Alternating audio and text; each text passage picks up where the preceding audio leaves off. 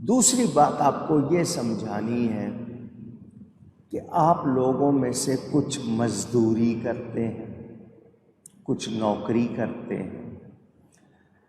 وہ جس کے پاس نوکری کرتا ہے، مزدوری کرتا ہے، اس کو مالک کہتا ہے یا نہیں؟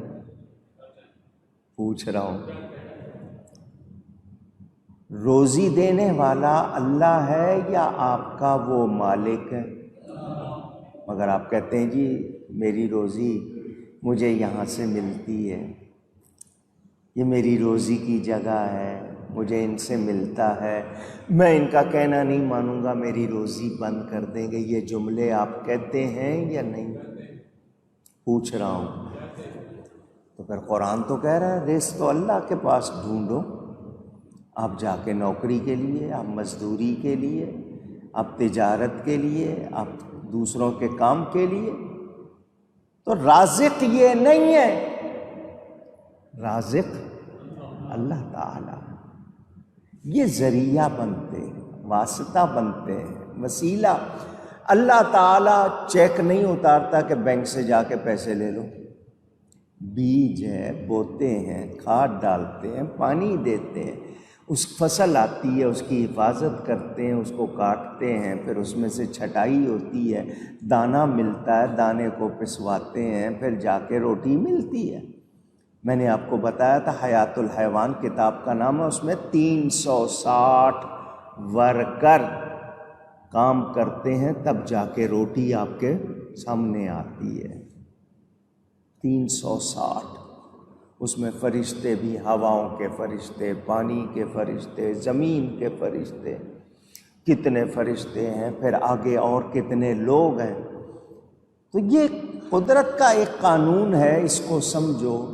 مجھے اللہ تعالیٰ نے ماں باپ کے ذریعے پیدا کیا ہے، میرے ماں باپ بنائے، ان کے ذریعے مجھے وجود دیا ہے۔ میرے لیے اللہ نے کتنی چیزیں کی ہیں، تو واسطے وسیلے کا انکار کرنے والے مجھے بتائیں کہ کیا وہ ان سب چیزوں سے بے نیاز ہے؟ نہیں۔ تو پھر وہ غلط فتوے نہ لگائیں، اور آپ ان کے غلط فتووں پر نہ جائیں۔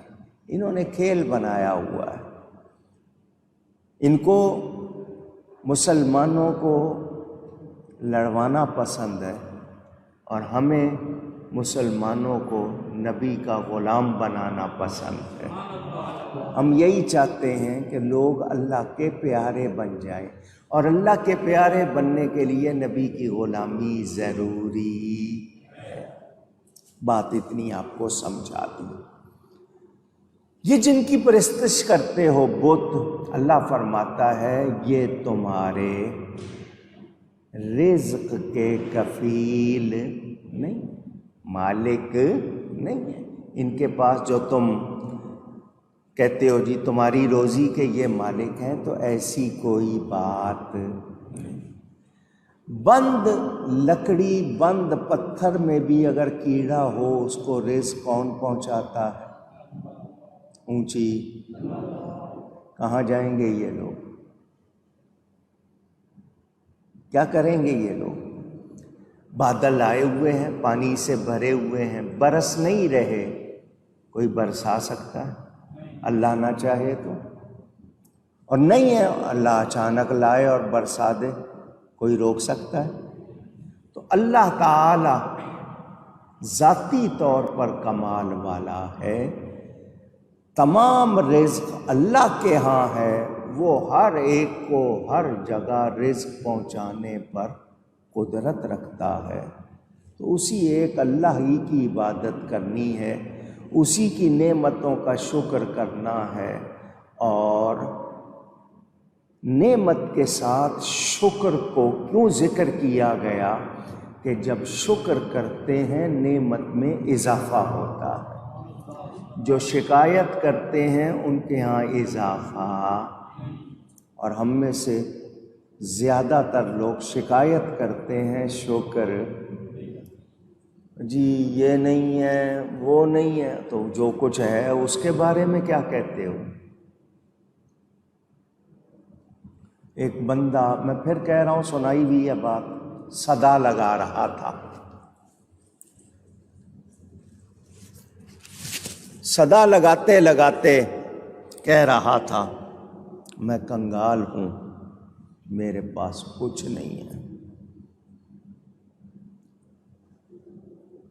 ایک صاحب نے اس کی صدا سنی، آواز دی اور گھر کے اندر بلا لیا۔ بیٹھک، غرفۃ الجلوس، ڈرائنگ روم، بیٹھنے کا کمرہ، آپ کے یہاں مختلف نام ہے، اس میں بٹھایا اس کو۔ ہاں بھئی کیا کہہ رہے تھے تم؟ اس نے کہا جی کنگال ہوں، کچھ نہیں ہے، پینی لیس، کچھ نہیں ہے میرے پاس۔ کہا اچھا۔ انہوں نے کہا یہ تمہاری جو آنکھیں ہیں بیچو گے؟ میں تمہیں دونوں آنکھوں کے 2 لاکھ روپے دے دوں گا۔ اس نے کہا نہیں جی، 2 لاکھ تو بہت تھوڑی سی بات ہے، آپ 20 لاکھ بھی دیں گے تو میں نہیں بیچوں گا، ادھر آؤ۔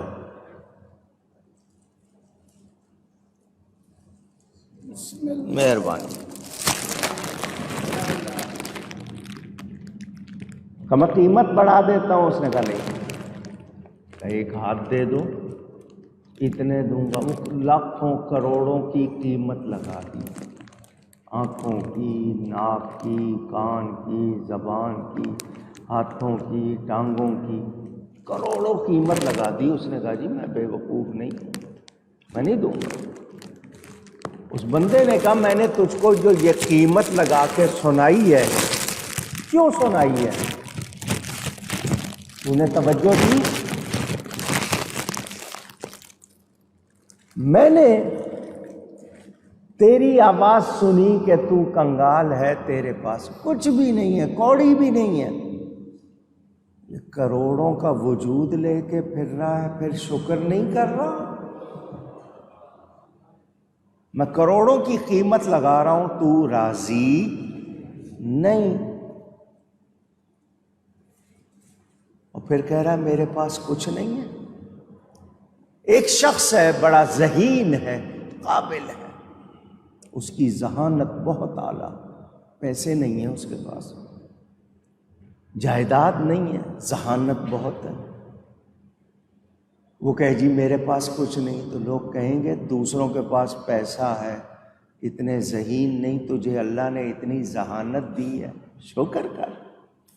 کسی کو علم دے دیا، کسی کو اللہ نے کوئی نعمت دے دی، کسی کو کوئی، تم لوگ صرف پیسے کو ہی نعمت سمجھتے ہو۔ یاد رکھو شکایت نہیں کرنی ہے، کیا کرنا ہے؟ شکر کرنا ہے، اور شکر کے معنی قدر کرنے کے ہیں، کہ اس کی قدر کرنی ہے۔ ہمیں جو کچھ ملا ہے کیا ہم دعویٰ کر سکتے ہیں کہ ہمیں ملنا چاہیے؟ اس کی مہربانی ہے۔ سجدے سے سر نہ اٹھے، یا اللہ تیرا اتنا کرم، اتنی مہربانی، مگر ہم شکایت کرتے ہیں۔ تو فرمایا وَاعْبُدُوهُ وَاشْكُرُوا لَهُ، اللہ کی عبادت کرو اور اس کا شکر کرو۔ آپ لوگ جتنے ہیں ذرا سوچ کے ایک سوال کا میرے جواب دیں، کتنی مخلوق ہے کائنات میں؟ اگر آپ کو معلوم ہے تو بتائیں۔ ایک صاحب کی آواز آئی 18,000 قسم کی مخلوق ہے۔ چلو 18,000 قسم کی جو مخلوق ہے پوری کائنات میں، اس میں سے اللہ نے شکر کرنے کا حکم کس کو دیا؟ کس کو؟ باقی کو حکم کیوں؟ سارا جہان ہمارے لیے ہے، مگر ہم اللہ کے لیے، ہم جہان کے لیے نہیں۔ سوچو، سب کچھ، زمین ہے، ہوا ہے۔ اچھا جی پھل کھاتے ہو نا آپ، پھل چھلکا جائے گا کسی کو، بیج جائیں گے کسی، آپ کو بہترین حصہ ملتا ہے پھل کا، تو اب میں شکر کروں یا شکایت؟ پوچھ رہا ہوں.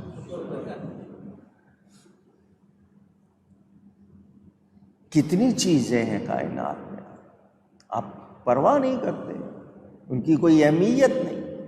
اس پوری کائنات کی، جہان کی، دنیا کی اللہ کے نزدیک کوئی عزت ہوتی تو وہ اپنے دشمنوں کو نہ دیتا. مکھی کے پر کے برابر بھی اللہ کے نزدیک دنیا کی کوئی حیثیت اونچی. اس دنیا پہ ہم لڑتے مرتے ہیں، اللہ کے نزدیک اس کی کوئی حیثیت اگر ہوتی تو وہ اپنے دشمنوں کو نہ دیتا. ہم اتنی نعمتیں پا کر پھر بھی شکر نہیں کر رہے، شکایت ہی شکایت. بہت کم لوگ ہوں گے جن کو آپ نے شکر کرتے دیکھا ہوگا، باقی ہر ایک کے منہ پہ شکایت ہی ہوگی. تو نعمت کے ساتھ شکر کا ذکر کیوں کہ جب شکر کرتے ہو تو نعمت بڑھ جاتی ہے. تھوڑی سی چیز آپ کے لیے بہت زیادہ ہو جاتی ہے، یا اس میں اتنا اضافہ ہو جاتا ہے کہ آپ کو مزید کی طلب نہیں رہتی. اور حدیث شریف میں ہے، سونے کی ایک وادی ہو، انسان کہے گا 2 ہو جائیں، 2 ہوں گی تو کہے گا 4 ہو جائیں. فرمایا انسان کے منہ کو مٹی کے سوا کوئی چیز بھر سکتی نہیں. یہ انسان اتنی نعمتیں پا کر شکر نہ کرے، وہ کافر ہے جو بتوں کو اللہ کے نزدیک سفارشی ٹھہراتے ہیں، بتوں کو اللہ کے مثل یا اصلہ کا جز ٹھہراتے ہیں، بتوں سے امیدیں باندھتے ہیں. مومن کی امیدیں اللہ کے ساتھ، اس کے نبی ولی اس کے پیارے ہیں، ہرگز اس کے شریک نہیں ہے. اور کوئی مسلمان اللہ کے سوا کسی نبی ولی کی پوجا نہیں کرتا. یہ بات بار بار آپ کو سنا رہا ہوں تاکہ آپ شک شبے میں نہ آئیں.